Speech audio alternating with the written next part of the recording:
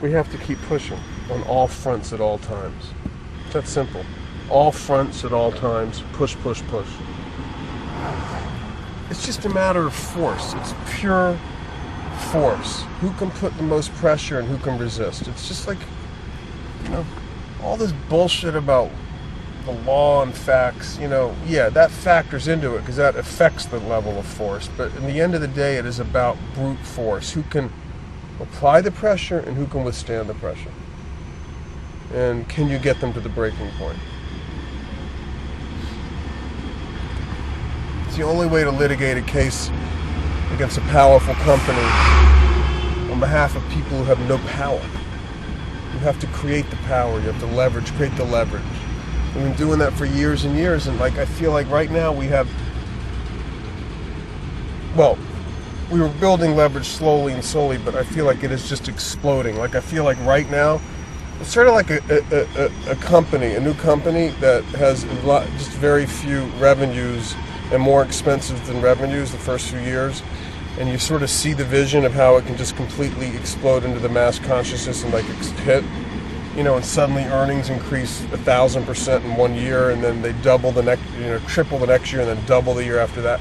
I feel like we're starting to hit that huge uptick in this case right now. Huge.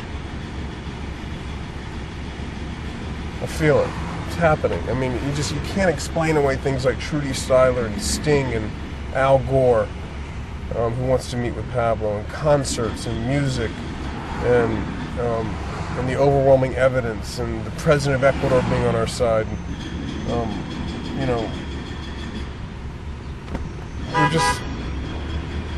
We're just blowing it out right now.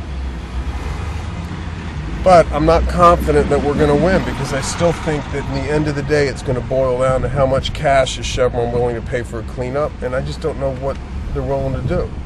So that's why we cannot ever let up on the case itself, and never let up on our initial goal, getting a huge, huge judgment against them in a court of law that has jurisdiction over them. Where do you see the case in the Up my ass. I'm way too close to you guys. Give me the true answer. I think in a year I could see one of two scenarios. I think there'll be a more clear situation. In a year, this case will either be over, and we'll be celebrating, getting ready to start the cleanup, or it'll be perfectly clear we're not going to really settle, and we'll be gearing up for another few years to collect on a multi-billion-dollar judgment that I think we're going to win. So I think those are the two scenarios. The scenario that we might lose is out there, but I'm having a hard time seeing how that one's going to go down unless there's a pure act of corruption in the court.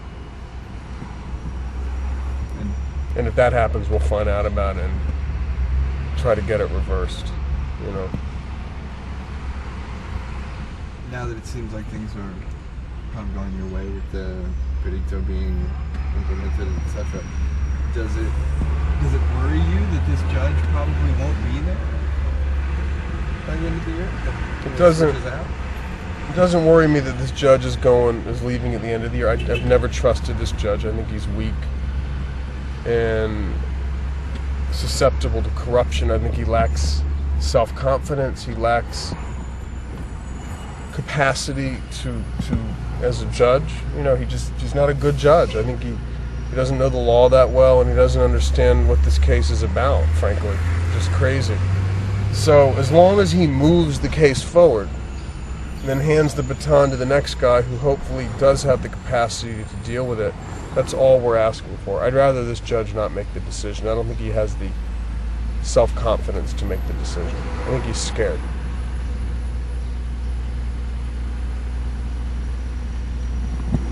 Who told you about the ruling? The release or Pablo? I heard about the ruling from a little note from Pablo, a little email, and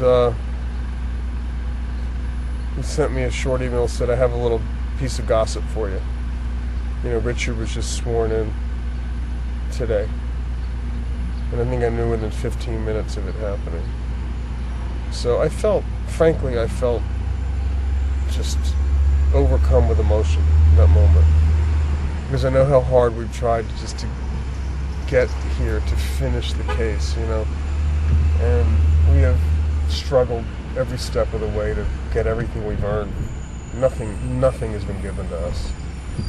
And, it just took 5 months. 5 months of delay to do something the court could have done last December. And never would have done had we not really pushed it.